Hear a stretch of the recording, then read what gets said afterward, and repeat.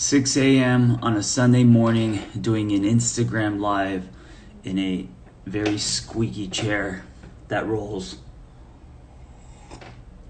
I do have a life. This is it. I want to talk to you guys about the 4 stages of love. I'm not talking about your 20s, 30s, and 40s. I wrote an article about that, probably a podcast episode and a video. I'm talking about the stages of love when you meet someone, and I think this is really interesting. So, of course, this is a generalization, right? It's not. This isn't necessarily science. These are my observations. So, the first stage. First stage is the honeymoon stage, and everyone's familiar with this stage, right? This is the exciting stage. This is when you meet someone and everything's exciting and you want to know everything about this person, and there's chemistry and fireworks and all of this. I want to say something about the honeymoon stage, though, that many may not be aware of. Sometimes, if the attraction is out of this world, if there's this weird, natural, animalistic, that's the word, animalistic attraction, and it's less about like an unfolding, but more about like this lightning in the bottle, that I believe sometimes can be dysfunction. I think sometimes the stuff that's running underneath that makes us gravitate toward other people, that is very animalistic, can come from unhealthy wiring, right? It can be that crazy, sticky relationship dynamic, like predator-prey, which is something that I talk about a lot, that I made up. Addict, Al-Anon, there's this the codependency, enmeshment stuff. So anyway, the honeymoon stage is the first stage, and it's exciting, and it's a lot of dopamine, and it should be, right? It's this is what getting to know someone deeper is all about. Is first the attraction.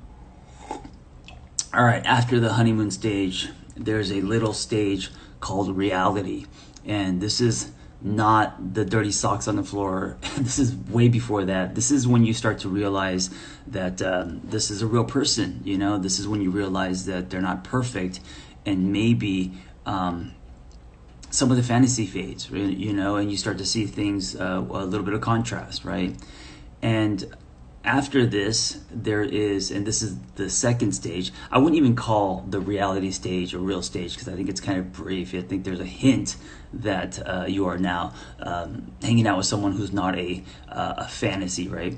But the fantasy doesn't necessarily pop.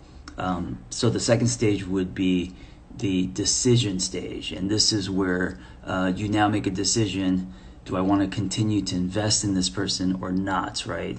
For many, this is a fork in the road. For many, this is where you're either going to start dating this person more and more, or you're going to release this person, put the person back into the ocean, right? And the decision phase doesn't have to be like a huge commitment. It's not, it doesn't have to be like you're committing the rest of your life, or you can make a decision to invest in someone and still be single, right? The decision is more of, do I want this person in my life in some capacity, right? So then after the decision phase, of course, there's a lot more exploring, and this is where it gets hard. And I call this the swim phase. And now that you've made a decision to invest in someone, you are now, hopefully both of you guys are now swimming toward the island.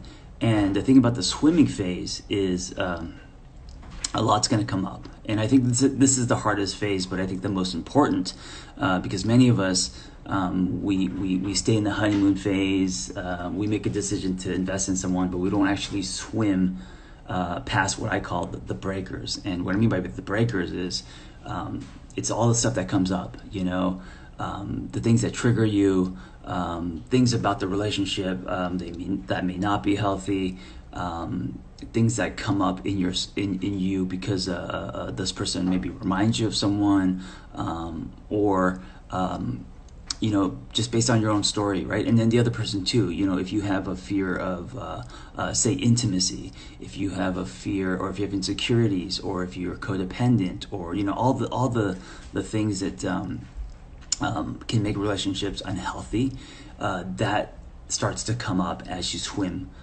toward the island, as you decide to build something with someone. And when I say swim past the breakers, I mean you have to look at the stuff. You have to take ownership. You have to start processing it.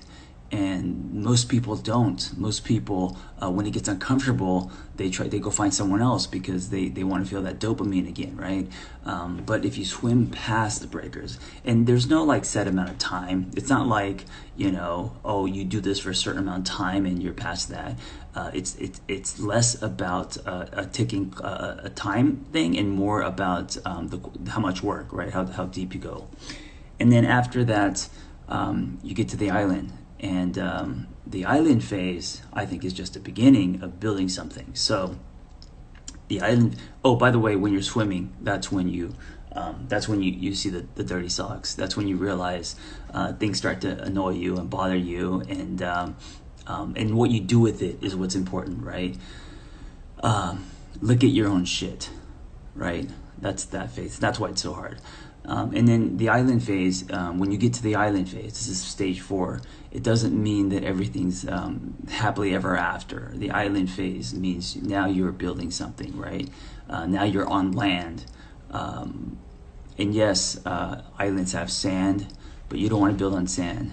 Go a little bit further into the island where the foundation is strong, and you're going to build something that can weather the storms, right? The hurricanes. You're gonna have to build some kind of shelter. There's gonna have to be some kind of routine, and that's kind of the beginning, And so I think these are the 4 stages when we meet someone: the honeymoon, the small bridge called reality, where the fantasy slowly fades, the decision phase, where you decide if you want to invest in this person. Then the swim, that's the long stretch, right? The swim toward building a relationship as you swim toward the island. And then finally you get on the island and you build something, not on sand, but go deeper.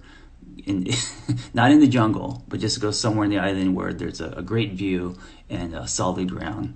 And then you start building something with someone. All right, guys, that's it. Happy Saturday. Good to see all your faces.